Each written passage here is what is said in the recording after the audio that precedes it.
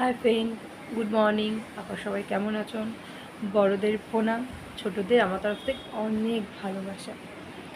আর সকালবেলা উঠে ছাদে জামা কাপড় মেলে দিয়ে এলাম। আর ওয়েদারটা তো ওয়েদারের রূপ, কখন মেঘলা কখন সূর্য মামা যে কি করছে যে ঠিক ঠিক হয়নি, কি বলবো। আর যাই হোক, বাদ দিন। এই হলো ব্যাপার। আর সকালে ছেলেকে পাউরুটি টোস্ট করে দিলাম, একটু মেয়োনিজ আর একটু টমেটো সস দিয়ে ছেলেকে দিয়ে দিলাম। ছেলে অলরেডি পড়তেও বসে গেছে, আর আমিও একটু ব্ল্যাক কফি নিয়ে বসলাম। এবার খেয়ে দিয়ে ঘরটার মুছে টুচে একটু পুজোটা দেবো, পুজো দিয়ে তারপরে রান্নার দিকে যাব। কি রান্না করি আর কি করি আর না করি সেটা আপনার সাথে তাহলে আমি পরে শেয়ার করব। টাটা। হাই ফ্রেন্ড, আবার আপনাদের সাথে সামনে চলে এলাম।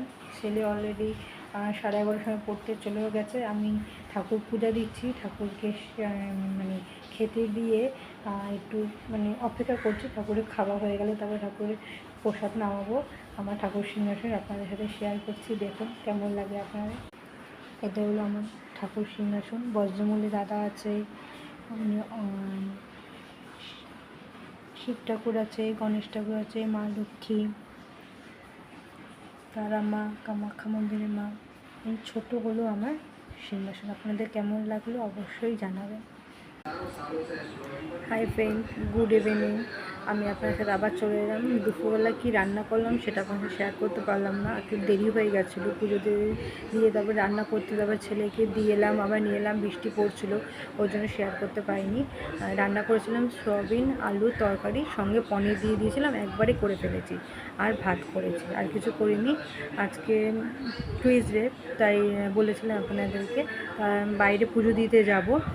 আমার বৌদি আসবে, বৌদির সাথে আমি, বৌদি আর বৌদির মেয়ে আর আমার ছেলেকে নিয়ে পুজো দিতে যাব। তাহলে আজকের মতো ভিডিওটা এখানেই স্টপ করে দিলাম। আবার কালকে নতুন কোনো একটা ভিডিও নিয়ে আপনাদের সাথে আবার হাজির হব। গুড নাইট আপনাদের। কি বলবো, ভালো থাকবেন, সুস্থ থাকবেন। গরমে প্রচণ্ড পরিমাণে গরম পড়েছেন, জল খাবেন। আর টাটা, গুড নাইট। ভিডিওটা ভালো লাগলে লাইক, শেয়ার, সাবস্ক্রাইব করবে। টাটা।